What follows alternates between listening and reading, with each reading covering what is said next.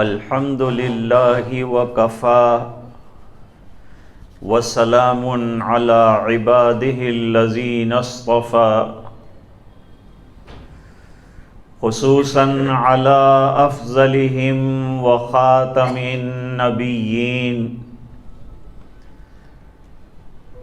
محمد الامین وعلى آلہ وصحبہ اجمعین اما بعد اعوذ باللہ من الشیطان الرجیم بسم اللہ الرحمن الرحیم لن ينال الله لحومها ولا دماؤها ولكن يناله التقوى منكم صدق الله العظيم اللهم صل على سيدنا محمد وعلى آل سيدنا محمد وبارك وسلم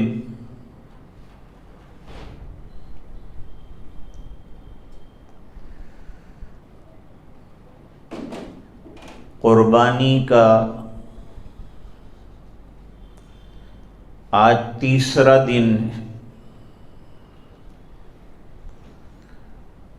اور مغرب سے پہلے تک قربانیاں مکمل ہو جانی چاہیے۔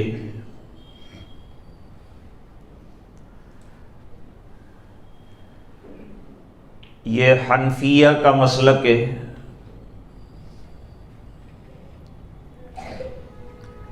لفظ قربانی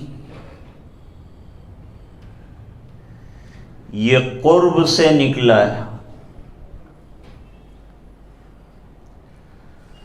اور قربانی کا مطلب ہے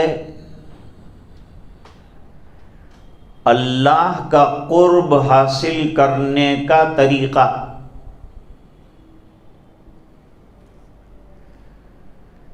یہ جو قربانیاں کی جاتی ہیں یہ اللہ کے لیے کی جاتی ہیں اور اللہ کا قرب حاصل کرنے کے لیے کی جاتی ہیں۔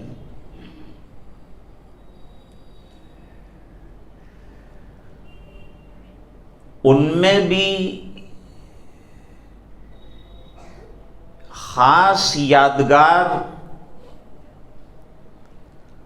حضرت ابراہیم اور حضرت اسماعیل علیہم السلام کی قربانیاں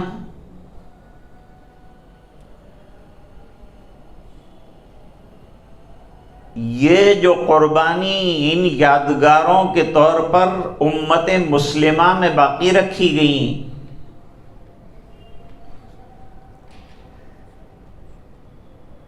ان دنوں میں قربانی کے علاوہ اور کوئی عمل اتنا پسندیدہ نہیں ہے جتنا کہ یہ خون بہانا پسندیدہ ہے، وہ بھی اللہ کے لیے کرنا ہے۔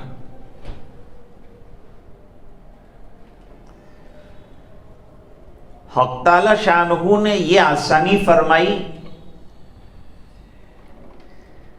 قربانیوں میں کہ اس کے گوشت کا استعمال جائز قرار دے دیا ہے۔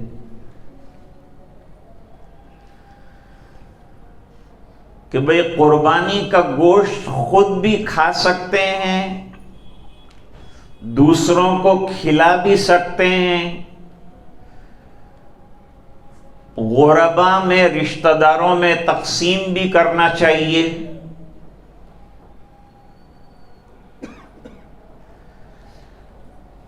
ایک زمانے میں حضور پاک صلی اللہ علیہ وسلم کے دور میں تنگی رہی، اس تنگی کی وجہ سے حضور پاک صلی اللہ علیہ وسلم نے گوشت جمع کرنے کی ممانعت فرما دی کہ قربانیاں کا گوشت جو ہے وہ جمع نہ کیا جائے، سکھایا نہ جائے، رکھا نہ جائے۔ یہ وہ زمانہ تھا جب ہر آدمی قربانی نہیں کر سکتا تھا، وسعت نہیں تھی ہر ایک کے پاس۔ تو جن کے پاس وسعت تھی وہ قربانیاں کرتے تھے، تو حضور چاہتے تھے کہ وہ تقسیم کر دیں تاکہ جن لوگوں کو گوشت نہیں ملا ہے اور قربانی نہیں کر سکے ہیں وہ بھی گوشت کھا سکے، استعمال کر سکیں۔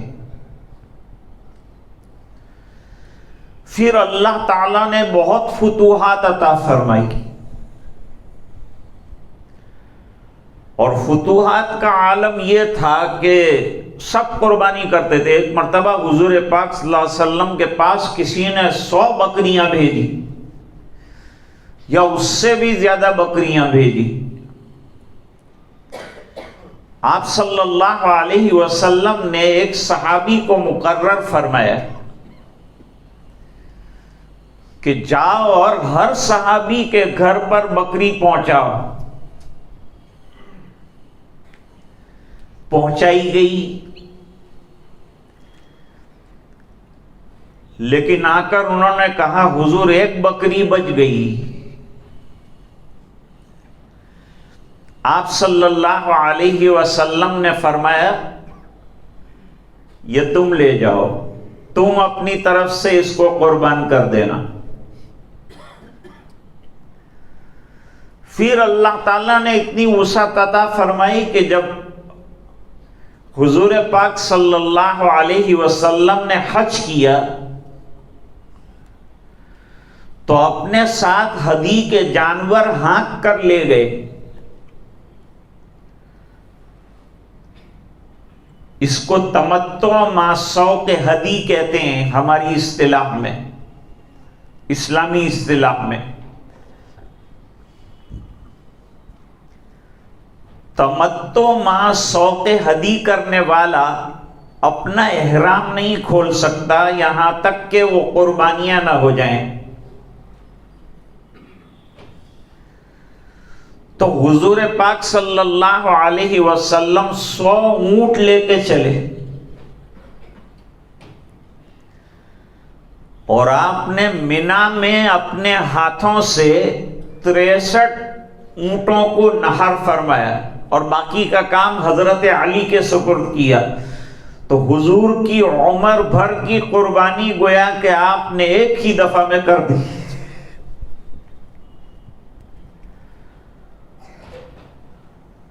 حضور 2 بکریاں اور 2 مینڈھے ذبح فرماتے تھے۔ ایک مینڈھا اپنی طرف سے، ایک امت کی طرف سے۔ حضرت علی کرم اللہ وجہہ جب بھی قربانی کرتے تھے 2 جانور لیتے تھے۔ پوچھا گیا کہ یہ دوسرا جانور کس کے لیے ہے؟ جواب دیا مجھے حضور پاک صلی اللہ علیہ وسلم نے وصیت فرمائی ہے کہ میرے بعد میرے لیے قربانی کرتے رہنا۔ اس سے یہ معلوم ہوا کہ مرحومین کے لیے بھی قربانی کر سکتے ہیں اور اس کا ثواب ان کو پہنچا سکتے ہیں۔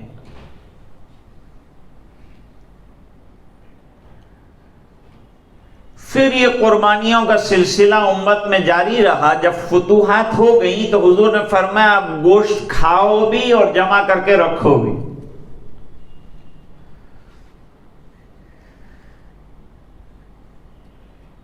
یہ جو تکبیرات تشریق کہا جاتا ہے، اس کو اتفاق سے ہم نے 9 یوم عرفہ سے لے کر 13 کی عصر تک محدود رکھا ہے۔ حضرت امام باقر رحمت اللہ علیہ تو ہر فرض کے بعد اور ہر نفل کے بعد تکبیر تشریق کہتے تھے، اور ابن عمر اور حضرت ابو ہریرہ رضی اللہ تعالی عنہما ذی الحجہ کا پہلی تاریخ سے لے کر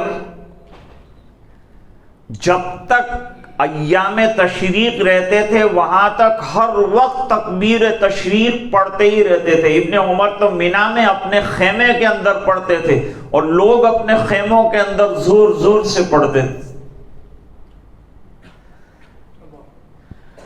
حضرت ابو ہریرہ بازار میں نکلتے تو تکبیر تشریق پڑھتے ہوئے نکلتے، اور لوگ جو ہیں وہ بھی تکبیر تشریق پڑھتے، اور ایک منظر اور ایک سما قائم ہو جاتا ہے۔ یہ شوکت اسلام کا اظہار ہے۔ مسجد میں زور سے تکبیر کیوں کہلوائی؟ شوکت اسلام کے اظہار کے لیے۔ ایک زمانہ وہ گزرا ہے، حضور پاک صلی اللہ علیہ وسلم نے فرمایا میری موجودگی ہے، ابھی عیدگاہ کے اندر عورتیں بھی آئیں، عورتوں کا الگ سیکشن بنایا تھا، یہاں تک کہ حائضہ عورتیں بھی جو ہیں وہ بھی آئیں، اور جن کے پاس برقعے نہیں ہیں وہ دوسری سہیلیوں سے برقعے لے کر بھی مصلی یعنی عیدگاہ میں پہنچیں۔ ایک راستے سے جائیں دوسرے راستے سے آئیں، تاکہ ایک راستے پر جب چلیں گے تو شوکت اسلام کا اظہار ہوگا، واپسی میں دوسرے راستے کے اوپر شان اسلام کا ظہور ہوگا۔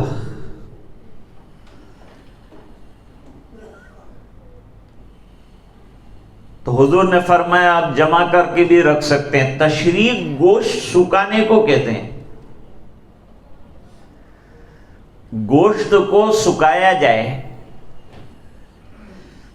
عرب لوگ گوشت سکایا کرتے تھے اور اپنے سفروں میں بھی لے جاتے تھے اور اپنے گھروں میں بھی سوکھے گوشت کا استعمال کرتے تھے۔ اب تبرید کا زمانہ آ گیا، تشریق ختم ہوئی۔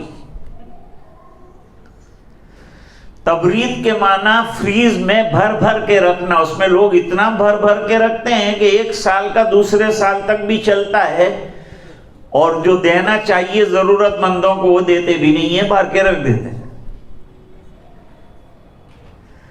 تو تشریق گوشت کے سکھانے کو اور گوشت کے ٹکڑوں کو دھوپ میں سکھانے کو کہتے ہیں۔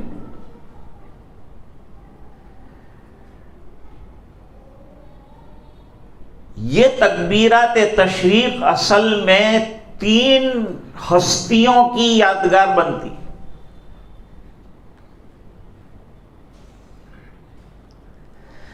جب حضرت ابراہیم علیہ السلام کو حکم ہوا کہ اپنے اکلوتے صاحبزادے کو اللہ کی راہ میں قربان کر کے یہ بتاؤ کہ تمہیں اللہ سے زیادہ محبت ہے کہ بیٹے سے زیادہ محبت؟ انبیاء کرام تو اپنے جان کے نذرانے پیش کرنے کے لیے تیار رہتے ہیں۔ کتنی بڑی قربانی تو یہ دی حضرت ابراہیم علیہ السلام نے کہ آگ کے اندر ڈالا گیا۔ اب جب آدمی اللہ کی ذات پر اعتماد اور بھروسہ اور اللہ کے دین کے کاموں کو لے کے چلتا ہے تو اللہ کی نصرت اور اللہ کی مدد اس کے ساتھ آتی ہے۔ اللہ سے مدد مانگو تو اخلاص کے ساتھ مانگو، اور کام بھی ایسا کرو کہ تمہارے نصرت کا جو نظام ہے اللہ کا وہ وجود میں آ جائے۔ یہ نظام کب وجود میں آئے گا؟ ظاہری بات ہے کہ یہ نظام اس وقت وجود میں آئے گا جب ہمارے یہاں اخلاص بھی ہوگا اور قربانیوں کی ایک تاریخ بھی بنے گی، تو پھر اللہ کی مدد بھی آئے گی۔ غزوہ بدر میں ایک طرف مہاجرین ابھی ابھی ہجرت کر کے آئے ہیں، اپنا سب پراپرٹی اور کاروبار اور بزنس سب چھوڑ چھاڑ کر ہمیشہ کے لیے دین حق کی اشاعت کے واسطے آپ صلی اللہ علیہ وسلم کے ساتھ انہوں نے ہجرت کی اور مدینہ منورہ آ گئے۔ بدر کا جب واقعہ پیش آیا تو مسلمان بہت کمزور تھے، وہاں کافرین کے پاس 3 گنا افراد تھے 1000، جس میں 700 سے زیادہ تو گھوڑے تھے۔ آپ صلی اللہ علیہ وسلم کے پاس لے دے کر 2 گھوڑے تھے۔ لوگ پیدل چل رہے تھے جن کے پیروں میں جوتوں کا بھی ٹھکانہ نہیں تھا، اور لڑ رہے تھے تو پتھروں سے لڑ رہے تھے۔ جہاد کی یہ جو انوکھی تعریف و تعبیر ہے وہ اگر دنیا میں وجود میں آ جائے تو یہ اسرائیل کب سے ختم ہو جائے۔ لیکن آج کل جہاد کی جگہ دنیاوی کاروبار، دنیا کے فائدے اور دنیا کی مصلحتیں دیکھنا شروع ہوا۔ اللہ کی رضا اور اللہ کے دین کی نشر و اشاعت اور اعلاء کلمت الحق کا جذبہ کمزور پڑ گیا، اس لیے ہم مغلوب ہو رہے ہیں۔ وہاں اللہ نے فرمایا افراد کی کمی پر مت گھبراؤ، اسلحہ جات کی کمی پر مت گھبراؤ، اللہ کی ذات پر اعتماد کرو اور بھروسہ کرو تو اللہ تعالیٰ تمہاری مدد کریں گے۔ وَلَا تَهِنُوا وَلَا تَحْزَنُوا وَأَنْتُمُ الْأَعْلَوْنَ إِن كُنتُم مُؤْمِنِينَ۔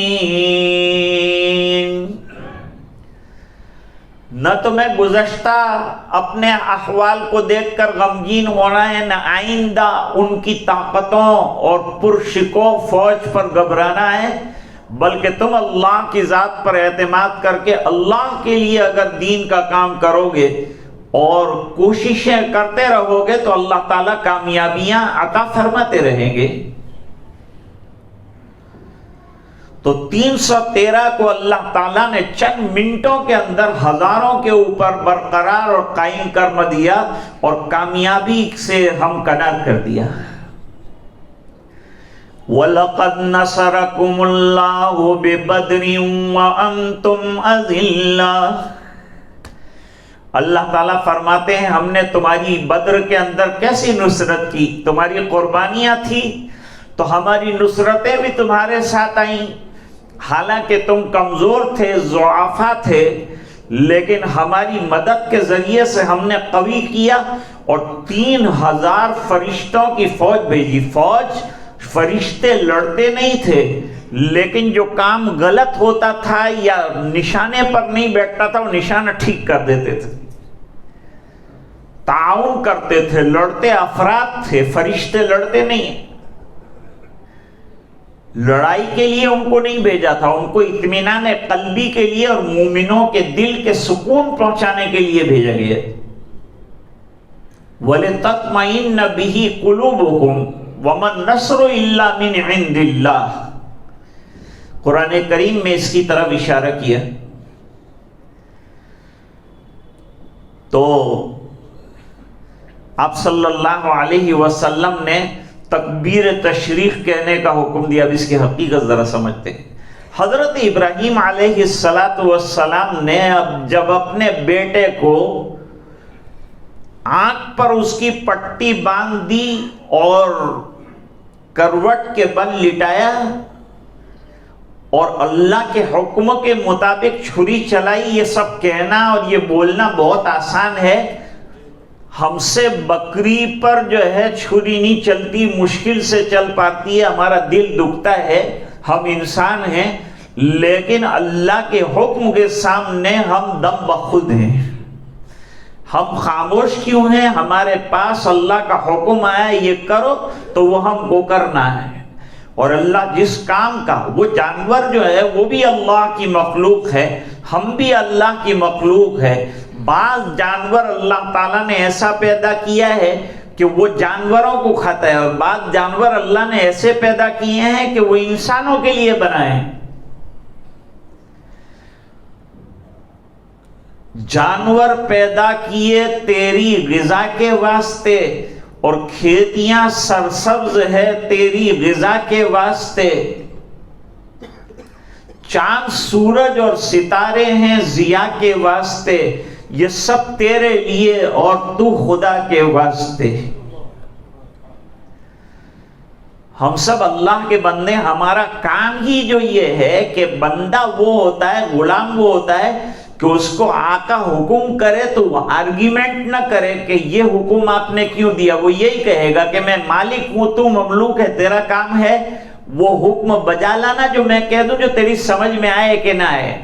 انسان کی سمجھ ہی کیا ہے، محدود سمجھ رکھتا ہے آدمی اور اعتراض کر بیٹھتا ہے۔ اعتراض اصل میں کم علمی کی علامت ہوتی ہے۔ جب اللہ تعالیٰ علوم عطا فرما دیتے ہیں تو اعتراضات خود بخود ختم ہوتے ہیں، سوال ہی پیدا نہیں ہوتا اعتراض کا۔ اور اللہ کا کوئی حکم حکمت اور مصلحت سے خالی نہیں ہے، دنیا بھر کے اس میں فائدے ہیں۔ کتنے جانور اور بکریاں اور بکرے قربان ہوئے، لیکن ابھی آپ ہائی وے پہ چلے جاؤ تو آپ کو پورے ریوڑ ملیں گے، پورا راستہ بند ہے، اتنے ریوڑ بکریوں کے نظر آئیں۔ کتوں کو کوئی ذبح نہیں کرتا، لیکن کتوں کا ریوڑ کسی نے دیکھا بھی، بھئی ان کا بھی ریوڑ ہو جانا چاہیے، کیوں نہیں ہوتا؟ اس بنا پر کہ یہ جانور تو پیدا ہی اللہ تعالیٰ نے اس لیے کیے ہیں کہ انسان ان کو استعمال کرے، ان کی پیداوار بھی اسی کی مقدار میں بڑھ رہی ہے۔ اور کتے کھانے کے لیے نہیں بنائے، وہ ایک الگ مخلوق بنائی ہے۔ پہلے تو کتوں کو قتل کرنے کا، آج کل کتے فیشن کے طور پر رکھنے کا بڑا مزاج ہے۔ اب جو ہے الگ الگ اسٹور کھل گئے ہیں، اس کے اندر کتے بلے جو ہے وہ بکتے ہیں، 10 لاکھ کا کتا، 20 لاکھ کا کتا۔ اور جو لوگ ہمارے زمزم پہ اعتراض کرتے ہیں اور ہمارے ساتھ مل کر کھانے پر اعتراض کرتے ہیں، ان کا عالم یہ ہے کہ ان کے منہ اور ان کی زبانیں کتے چاٹتے ہیں۔ اور یہ عالم ہے کہ برازیل کے ایئرپورٹ پر دیکھا گیا ایک آدمی کو جو کتے کو پہلے کینڈی کھلاتا تھا پھر خود چاٹتا تھا۔ اتنا گندا مزاج ہے، اور مسلمانوں کی طہارت اور ان کی نظافت اور ان کے احکام پر اور ان کے یہاں کے جو مسائل ہیں ان پر ان کو انگلی اٹھانے کا کیا حق پہنچتا ہے؟ جب حضرت ابراہیم علیہ السلام نے اللہ کا حکم پورا فرمایا اور ذبح کے لیے لٹا دیا، اکثر لوگ اعتراض کرتے ہیں کہ آپ کہتے ہیں حضرت اسماعیل کو ذبح کیا، کہاں ذبح کیا؟ وہ تو زندہ رہے۔ خواب میں دیکھا تھا ذبح کر رہا ہوں، ذبح کر چکا ہوں یہ نہیں دیکھا۔ یہ فرق ہوتا ہے، تھوڑی سی چیز میں فرق ہو جاتا ہے۔ چاند کی گواہیاں ہمارے پاس آتی ہے تو ہم پوچھتے ہیں چاند دیکھا یا چاند جیسا کچھ دیکھا؟ ہم کو کہنا پڑتا ہے کہ بھائی، اور پوچھنا پڑتا ہے، کیونکہ کبھی کبھی آدمی کو ذرا ایک چیز کا خیال ہوتا ہے تو اس کو نظر آنا شروع ہو جاتا ہے، حالانکہ حقیقت میں وہ نہیں ہوا ہوتا۔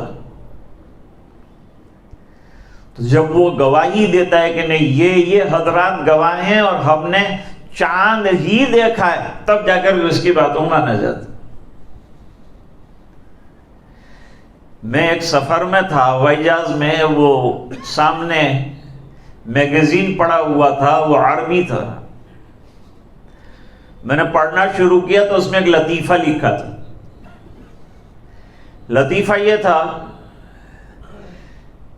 کہ چاند کی گواہی ایک بوڑھے نے دی، جبکہ پورا گاؤں یوں کہہ رہا تھا کہ چاند نہیں ہوا ہے، اور وہ بوڑھا یوں کہہ رہا تھا کہ چاند میں نے دیکھا ہے اور مجھے ابھی بھی نظر آ رہا ہے۔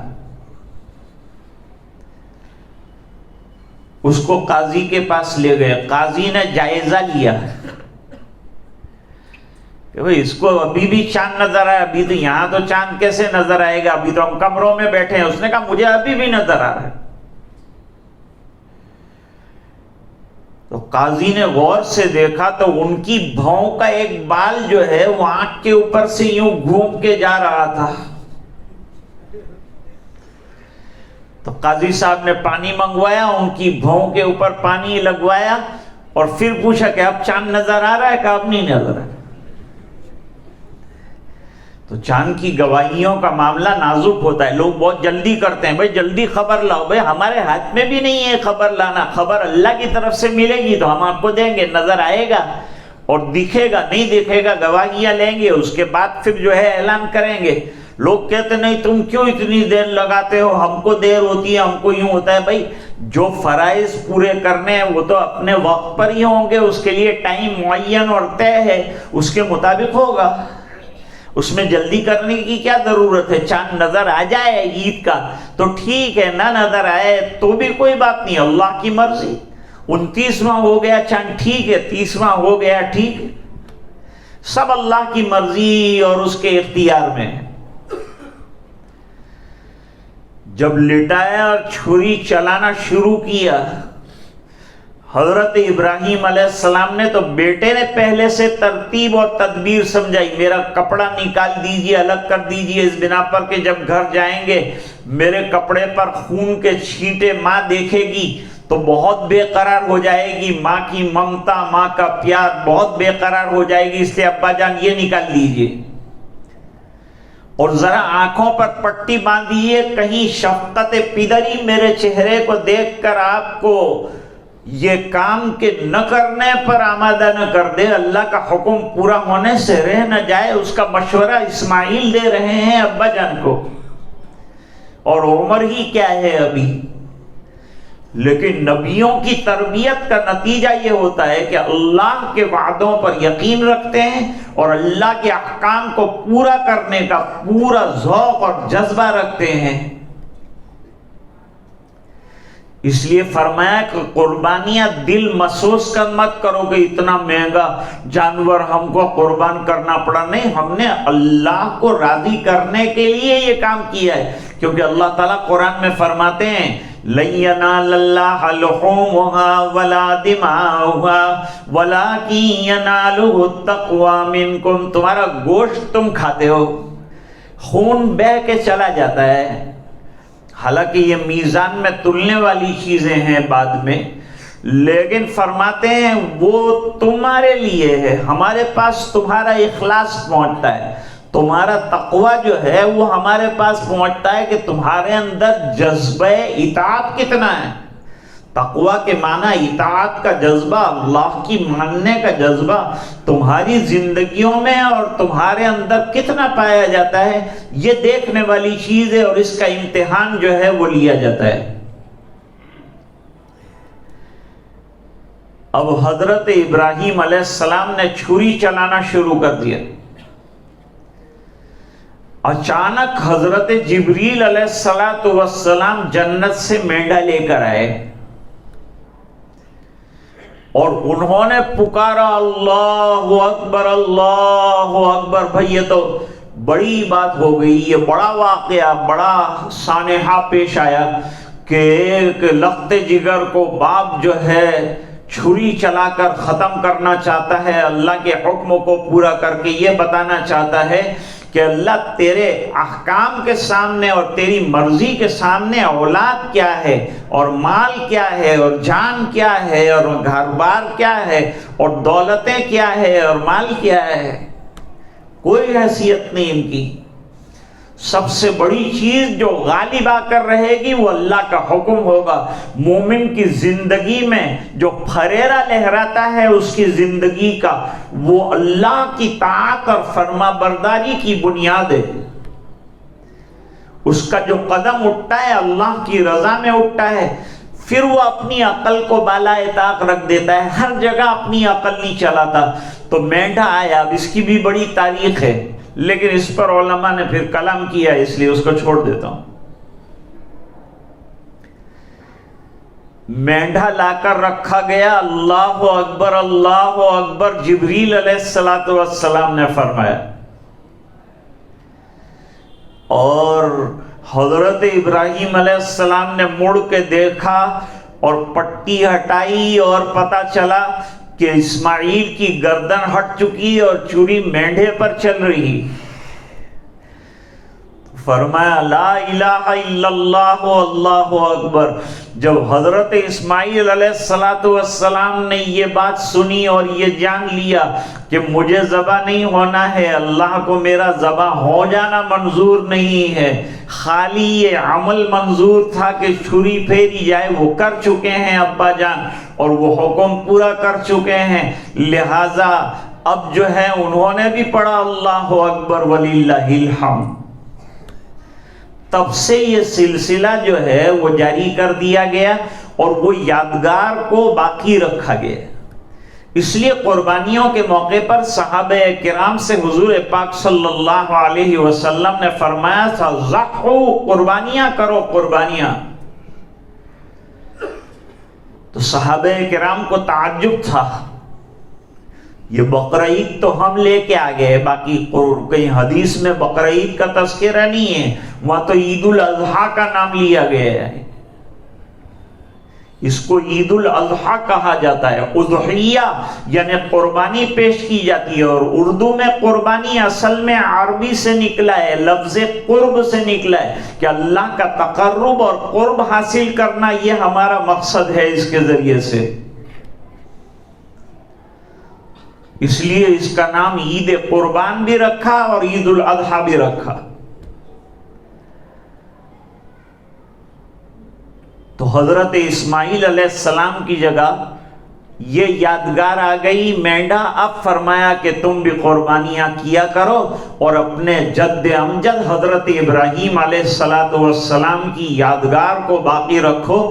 آدمی اپنے پرانے آبا و اجداد اور پرکھوں کی اور وڈیروں کی چیزوں کو جمع کر کے اور سنبھال کر رکھتا ہے.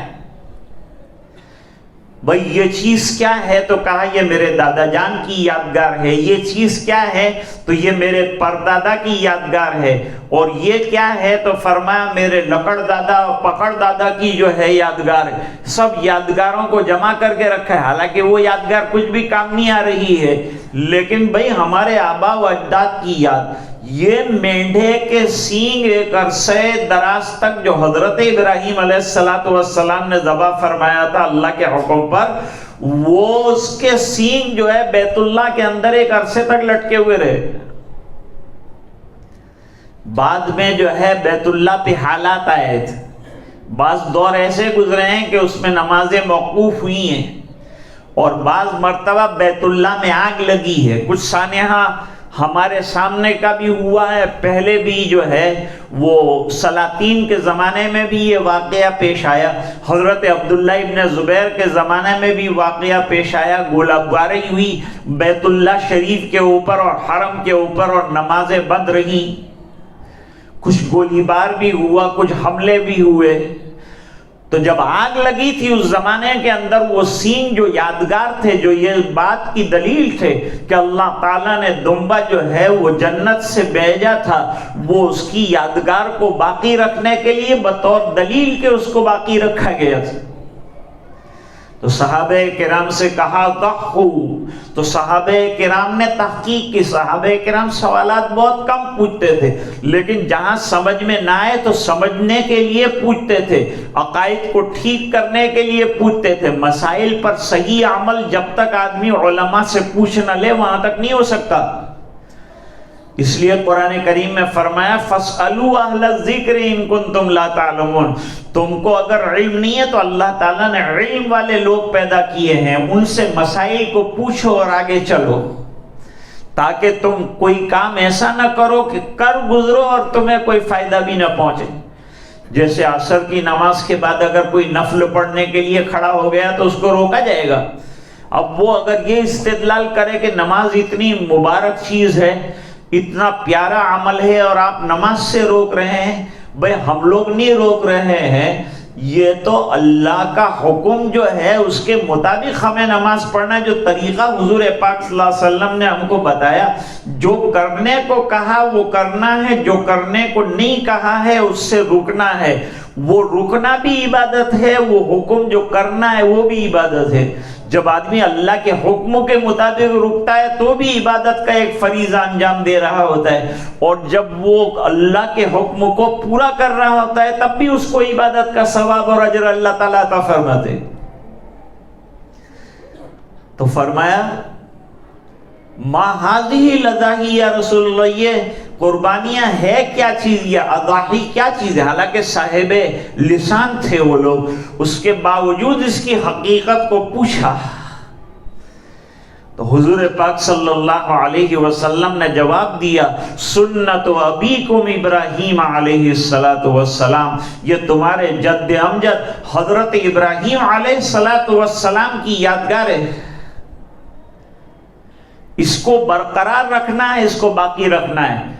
حج حضرت ابراہیم علیہ السلام کی یادگار ہے، بیت اللہ بنا کر اعلان کیا، وَأَذِّن فِي النَّاسِ بِالْحَجِّ يَأْتُوكَ رِجَالًا وَعَلَى كُلِّ ضَامِرٍ يَأْتِينَ مِنْ كُلِّ فَجٍّ عَمِيقٍ، اعلان کرو ابراہیم، کس کے سامنے اعلان کروں؟ بالکل سنگلاخ میدان ہے، دور دور تک بستی کا نام و نشان نہیں ہے، اعلان کس کو پہنچے گا؟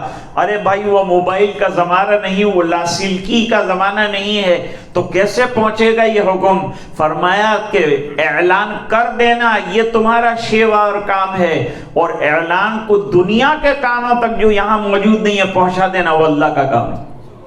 آج ہمارا دین الحمدللہ پوری دنیا میں چمک رہا ہے، اور جو لوگ نہیں جانتے تھے وہ بھی کسی طرح سے اب جو ہے دین سے واقف ہو رہے ہیں، قرآن سے واقف ہو رہے ہیں۔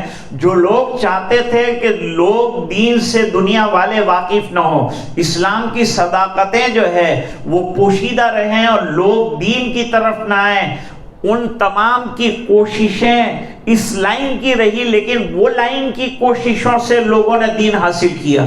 قرآن پہ اعتراض کیا، قرآن کو جلایا، قرآن کے جلانے پر لوگوں نے قرآن خریدنا شروع کیے کہ بھئی اتنی خراب کتاب ہے کہ اس کو جلایا جائے، لہٰذا ہم کو دیکھنا چاہیے کہ اس میں ایسی کیا خراب باتیں لکھی ہے جس کی وجہ سے اسے جلا دیا جائے، گھر میں رکھنے کے بھی لائق نہیں ہے، اس کام کے بھی لائق نہیں ہے کہ اسے باقی رکھا جائے، اتنی خطرناک اور اتنی ڈینجر قسم کی یہ کتاب ہے، پھر تو اس کو اسٹڈی کرنا چاہیے۔ دنیا میں اللہ نے لوگوں کو عقلیں بھی عطا فرمائی، سمجھ بھی عطا فرمائی، لیکن یہ سمجھ اس وقت کام آتی ہے جب آدمی تعصب کی اینک لگانا چھوڑ دے اور کھلے دل کے ساتھ مطالعہ کرنا شروع کرے اسلام کا، اور دل کو کھلا رکھے حقانیت کے قبول کرنے کے لیے اور صداقت کے قبول کرنے کے لیے، تو پھر یوں ایسے ایمان لائے گا جیسے حضرت عبداللہ ابن سلام ایمان لائے۔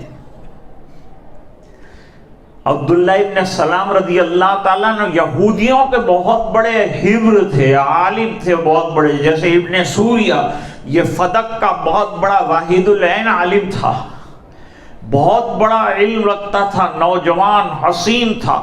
حضور نے بلوایا تھا اس کو ایک مسئلے میں، وہ تو تفسیری بات ہے، رات کو آئی، تو عبداللہ ابن سلام اپنی کتاب تورات کا مطالعہ کر کے، یہودی عالم ہیں، گئے تھے، لیکن جب چہرے انور دیکھا حضور پاک صلی اللہ علیہ وسلم کا تو فرمایا کہ اب سب سوالات کرنے کی ضرورت نہیں، چہرہ کہہ رہا ہے کہ کلمہ پڑھا جائے۔ صرف چہرے کے دیکھنے سے صداقت ٹپکتی ہوئی اور سچائی چھلکتی ہوئی اور جھلکتی ہوئی اور چمکتی ہوئی اور دمکتی ہوئی نظر آئی، جس کے نتیجے میں حضرت عبداللہ ابن سلام مسلمان ہوئے۔ پھر سوالات بھی کیے اور حضور پاک صلی اللہ علیہ وسلم نے سوالات کے جوابات دیے، مزید تشفی اور مزید اطمینان ہو گیا کہ یہ خاتم النبیین بن کر، آخری پیغمبر بن کر قیامت تک کے لیے اللہ تعالیٰ نے نبی کریم صلی اللہ علیہ وسلم کو جو مبعوث کرنے کا وعدہ تورات میں کیا ہے وہ وعدہ پورا ہو رہا ہے۔ تو صحابہ کرام نے جب سوال کیا کہ قربانیاں یہ کیا ہیں حضور، تو فرمایا سنت ابیکم ابراہیم علیہ السلام، پھر یہ بھی پوچھا کہ قربانی تو ہم کر لیں گے، لیکن اللہ کے رسول یہ مال خرچ کرنے پر، یہ جانور قربان کرنے پر ہم کو کچھ ملنا بھی ہے یا نہیں ملنا ہے؟ فرمایا کیوں نہیں ملے گا؟ فرمایا ہر بال پر ایک نیکی اللہ تعالیٰ، بکری میں کتنے بال ہوتے ہیں؟ کروڑوں کے اعتبار سے ہوتے ہیں، کروڑوں نیکیاں ملیں گی۔ اور اگر دمبا ہے وہ اون والا ہے تو اس کے ایک اون کے اندر کتنے بال ہوتے ہیں؟ فرمایا اس کے بھی اوپر، ایک ایک بال کے اوپر اللہ تعالیٰ تمہیں ایک ایک نیکی عطا فرمائیں گے۔ اتنے تو اللہ کی ذات سے امید ہے کہ ہمارے گناہ بھی نہیں، چھوٹے گناہ مراد ہیں یہاں، کہ چھوٹے گناہ اللہ تعالیٰ جو ہے وہ معاف فرماتے ہیں، بڑے گناہ جو ہیں حقوق اللہ، حقوق العباد سے تعلق رکھنے والے، اس کے لیے حق العباد پہلے ادا کرنا اور اس کے بعد اللہ کی بارگاہ میں توبہ تلہ کرنا، تب جا کر کے اللہ تعالیٰ اس کو معاف فرماتے ہیں۔ آج میرا عنوان تھا کہ میں تقوی کے سلسلے میں آپ سے بات کروں گا، لیکن اس کی تمہید قائم کر سکا۔ اصل جو بات کرنی تھی مجھے وہ آج وقت نہیں ہے، 1:30 بج گیا، سامنے والی 1 منٹ گھڑی آگے جا رہی ہے۔ میں اپنی بات کو ختم کرتا ہوں۔ وآخر دعوانا الحمدللہ۔